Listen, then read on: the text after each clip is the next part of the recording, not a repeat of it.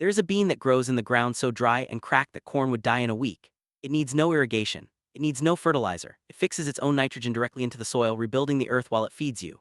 One planting produces pods in as few as 60 days, even in temperatures that push past 110 degrees. The seeds can be stored for 10 years without refrigeration. The protein content runs higher than any common bean you will find in a grocery store.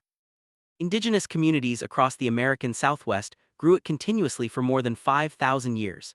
It sustained entire civilizations through droughts that collapsed their neighbors. Spanish missionaries documented it.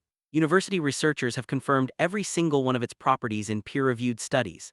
The Tohono O'odham people of what is now southern Arizona still call it one of the most sacred plants their land produces. And yet, if you walk into a school, open a textbook, visit a seed section at your local hardware store, or ask a county agricultural extension office what beans to grow, you will not hear its name. Not once. The tepary bean. It has not been lost to time, it has not gone extinct. The seeds are still here, the knowledge is still here. What happened to it is not an accident of history. It is a story about what gets funded, what gets taught, what gets planted on 10 million acres of American farmland, and who decides. Stick with me, because by the end of this video you will understand exactly how a bean that survived ice ages, survived droughts that cracked the Colorado Plateau wide open, survived 5,000 years of continuous cultivation, quietly disappeared from the national conversation within about 40 years. And more importantly, you will know exactly how to grow it yourself, what it will do to your soil, and why right now, with water costs rising and summer temperatures breaking records across the country, this is the single most important food crop most American home gardeners have never planted. We are going to cover where it came from, what happened to it, who kept it alive, and how you get started with practically zero investment. If you have ever felt like the gardening advice you have been given was designed to keep you buying inputs rather than building real food independence, this is the video that explains why. The tepary bean was not discovered in a lab. It was not developed by a seed company. It was domesticated somewhere in what is now northwestern Mexico and the American Southwest somewhere between 5,000 and 7,000 years ago, which means it was already a fully cultivated, refined food crop before the Egyptian pyramids at Giza were completed. Archaeological evidence places tepary bean seeds at sites in the Sonoran Desert dating back to at least 3,000 years before the Common Era. The Hohokam people, who built one of the most sophisticated irrigation canal systems in pre-Columbian North America, grew it alongside corn and squash. The Tohono O'odham, who are their direct cultural descendants, continued growing it without interruption for thousands of years after.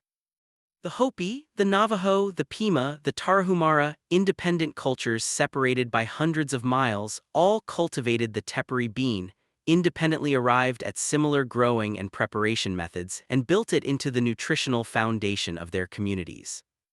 That is not a coincidence, that is 5,000 years of empirical proof.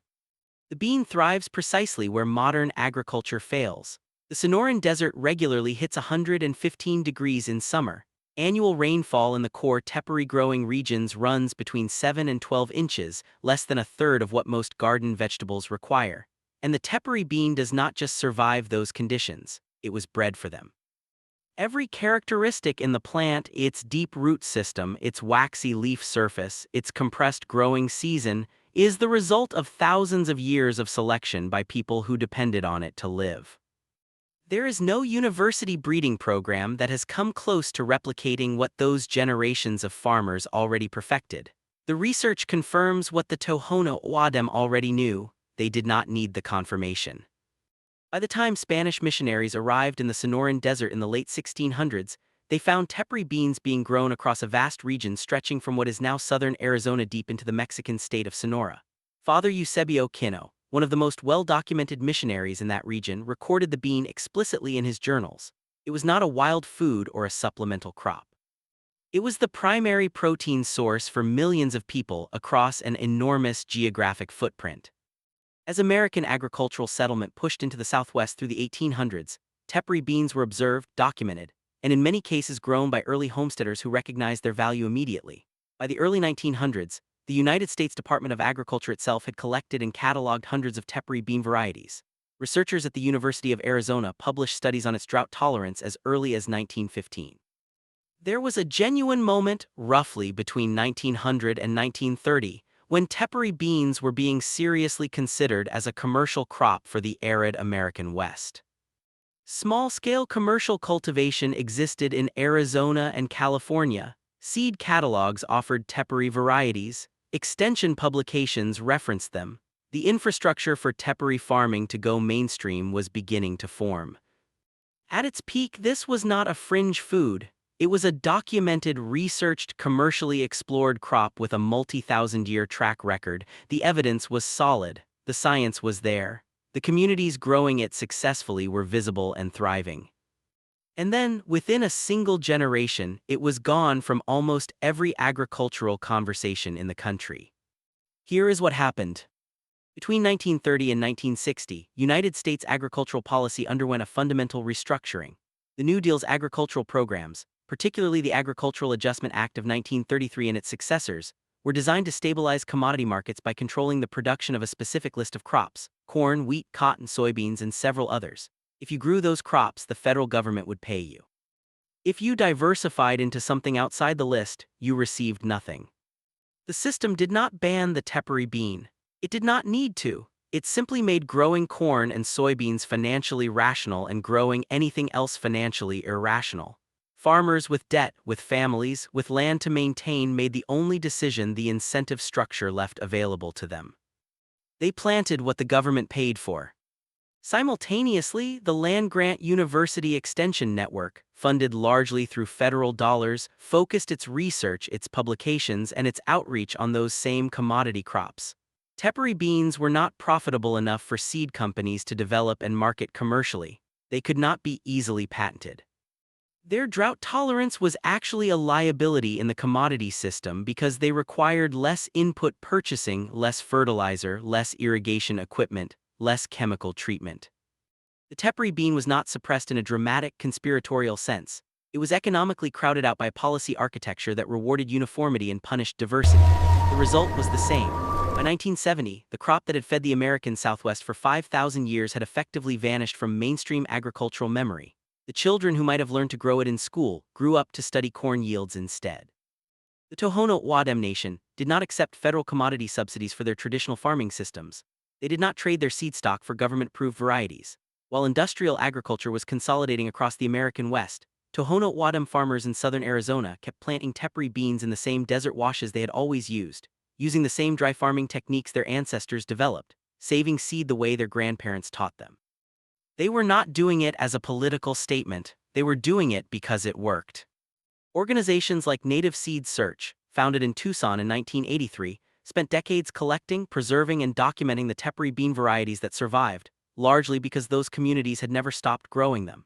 Today, Native Seed Search maintains more than a dozen distinct tepary varieties, each adapted to slightly different microclimates and growing conditions across the Sonoran Desert region. These are not heritage seeds in a museum. They are living genetics actively maintained by people who grew up eating what these plants produce. The drought tolerance is intact. The flavor profiles are intact. The 5,000-year breeding work is intact. The knowledge survived not because an institution protected it, but because a community refused to let it be replaced by something that required a subsidy check to grow. You can start growing tepary beans this season. Here is what you actually need to know. Tepary beans are warm season annuals. You plant them after your last frost date when soil temperatures are consistently above 65 degrees. They are direct sown, no transplanting required. Plant seeds about 1 inch deep and 6 to 8 inches apart in rows spaced roughly 18 inches. They prefer full sun and well-drained soil. Do not amend with nitrogen fertilizer. They fix their own. Adding nitrogen actually reduces yield. Water deeply at planting, then step back. Once established, roughly 2 to 3 weeks after germination, tepary beans in most climates require almost no additional irrigation. In the American Southwest and other arid regions, rainfall alone is sufficient.